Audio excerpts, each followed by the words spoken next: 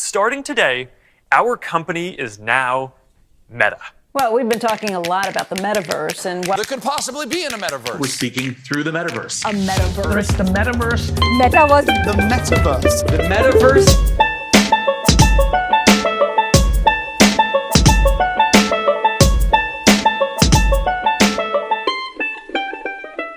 All you'll need to get started is a code editor, so go ahead and download Visual Studio Code for free for your operating system.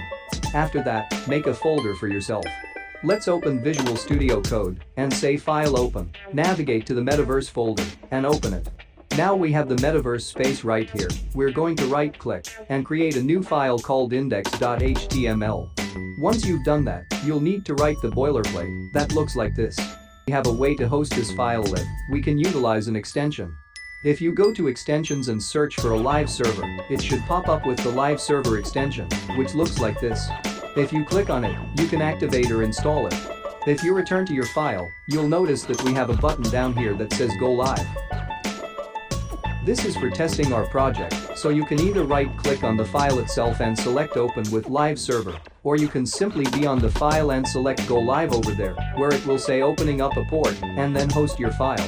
So now that we have the foundation, we can look at the important component that we will need to employ, which is 3.js, a JavaScript framework that allows us to execute 3D objects in the browser.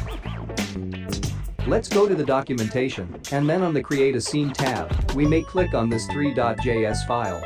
You can either press Command or copy the entire file, so we'll right-click, copy and copy everything that's here. Then go to Visual Studio Code, right-click in our project, and create a file named 3.js, and put the entire library in there.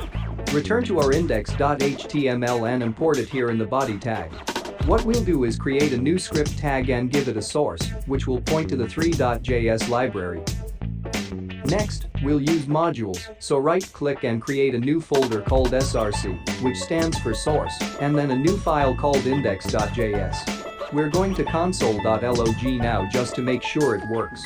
Hello, and we're going to save this file because we still need to import it into the HTML file for the program to be loaded into the DOM. So we're going to create a new script tag as well as a source and point to our source, and then index.js something important, just add the type, and the type is going to be the module like so.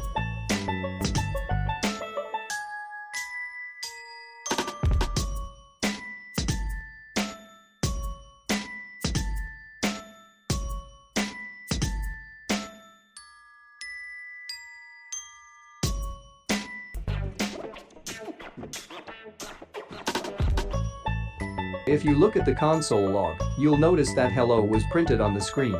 Returning to the documentation, you can see that it's quite straightforward. You'll need three things: a scene, a renderer, and some geometry to show, and then we'll animate it for the loop to happen. Go back and put it in my space over here, something like that. Now we'll quickly update it such that we can cut this out and refer to a variable named ratio instead. At the top, we'll establish a new variable ratio equal to the window's inner width and inner height.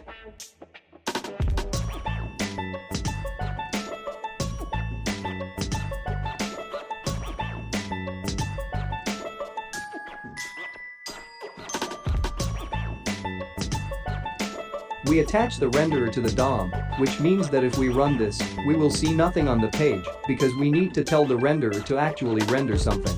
We do this by referring to the renderer and telling it to render, which takes two parameters. We'll pass it the scene that we've defined up here.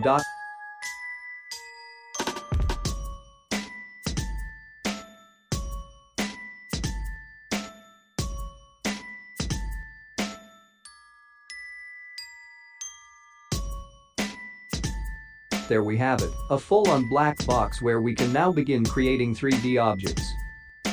Anything you do in real life can be done in this new metaverse. Welcome to the future of the internet.